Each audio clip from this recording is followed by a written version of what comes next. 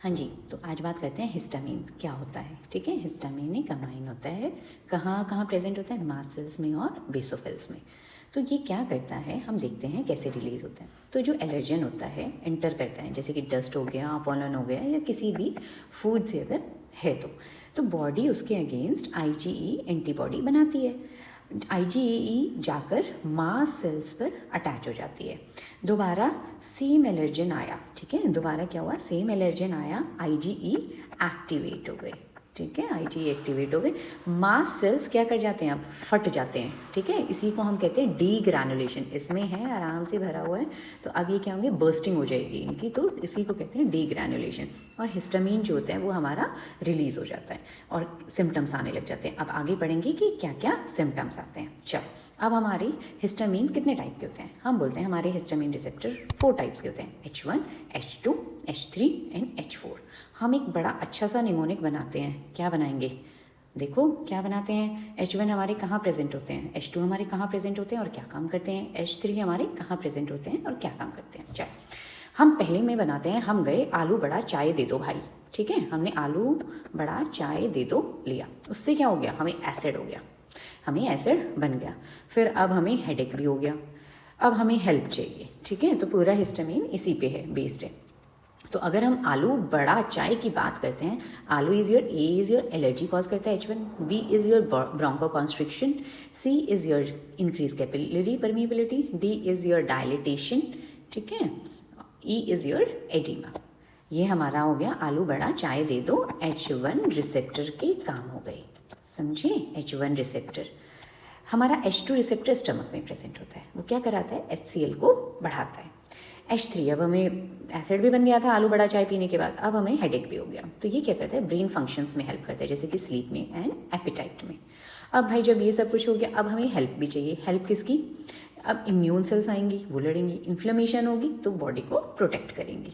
ठीक है, अब चलो इसका एक बार और एक्शंस देखते हैं। भाई हिस्टामिन रिलीज हुआ मास्ट सेल्स एंड बेसोफिल से, अब एक्ट करता है रिसेप्टर पे, मैंने बताया था आपको H1, H2, H3, H4। H1 receptor हमारे क्या करते हैं, वेजो डायलिटेशन, जिसकी वजह से क्या होती है, रेडनेस एंड फ्लेयर होती है जब आप खुजली करते हैं। ये क्या करते हैं, इंक्रीज कैपिलरी परमिएबिलिटी, तो स्वेलिंग एंड एडिमा हो जाते हैं, राइट। फिर ब्रोंको कॉन्स्ट्रिक्शन, अगर ब्रोंको कॉन्स्ट्रिक्शन हो गई तो ब्रीदिंग डिफिकल्टी हो जाती है। ईचिंग एंड पेन क्यों होता है, क्योंकि ये स्टिमुलेट कर देते हैं सेंसरी नर्व्स को। अब बात करते हैं H2 की, हमने बताया था ना आलू बड़ा चाय, अब H2 पे आ गए तो हमें एसिड बन गया, तो ये पेराइस्टल सेल ऑफ स्टमक पे काम करते हैं और इंक्रीज करते हैं HCl को, ठीक है, गैस्ट्राइटिस करेगा।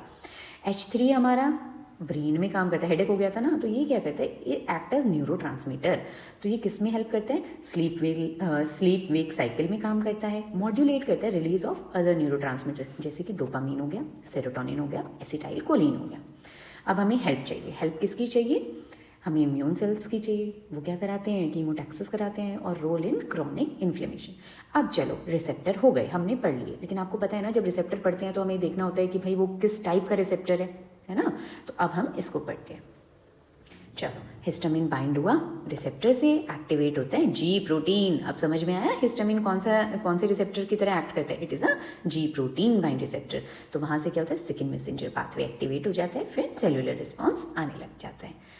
अब चलो, जैसे हमारा H1 मैंने बताया था आपको कहाँ प्रेजेंट होता है, तो H1 हमारा रिसेप्टर एक्टिवेट हुआ, ये कौन सा पाथवे होता है, दिस इज GQ पाथवे, ठीक है। फॉस्फोलाइपेज C एक्टिवेट होता है, IP3 और DAG जो आपके सेकेंडरी मैसेंजर्स होते हैं वो एक्टिवेट हो जाते हैं, जिसकी वजह से क्या होता है, more and more of calcium inside the cell. जब more and more of inside the cells हुआ तो डिपोलराइजेशन होता है, स्मॉल मसल्स का कॉन्ट्रैक्शन होता है, एंडोथेलियल चेंजेस आते हैं, पता है ना, ये सब चीज़ें तो हम पढ़ चुके हैं पहले ही। H2 में क्या होता है, ये हमारा GS है तो स्टिमुलेटरी है, इसमें भी क्या होता है बेटा, एडिनाइल साइक्लेज एक्टिवेट हो जाता है, इंक्रीज CAMP, हमारा प्रोटीन काइनेज एक्टिवेशन हो जाता है, जिसकी वजह से पेराइटल सेल से HCl निकलने लग जाता है। H3 आपका ब्रेन में होता है, इनहिबिटरी होता है, GI। अब ये क्या करेगा, डिक्रीज एडिनाइल साइक्लेज, डिक्रीज CAMP, जो आपके न्यूरोट्रांसमीटर होते हैं उनको डिक्रीज रिलीज करता है। अगर न्यूरोट्रांसमीटर डिक्रीज रिलीज होंगे तो आपका decrease release of acetyl choline, dopamine, और यही कंट्रोल करते हैं स्लीप वेक साइकिल को। H4 आपको पता है कि भाई हमारे इन्फ्लेमेशन और इम्यून सेल्स पे काम करते हैं, तो जैसे H4 हमारा एक्टिवेट हुआ, ये क्या है, इनहिबिटरी प्रोटीन है ये भी, तो decrease CAMP, immune cell activation करते हैं। ठीक है, अब मुझे नहीं लगता कि आपको हिस्टामिन में कोई कंफ्यूजन होना चाहिए।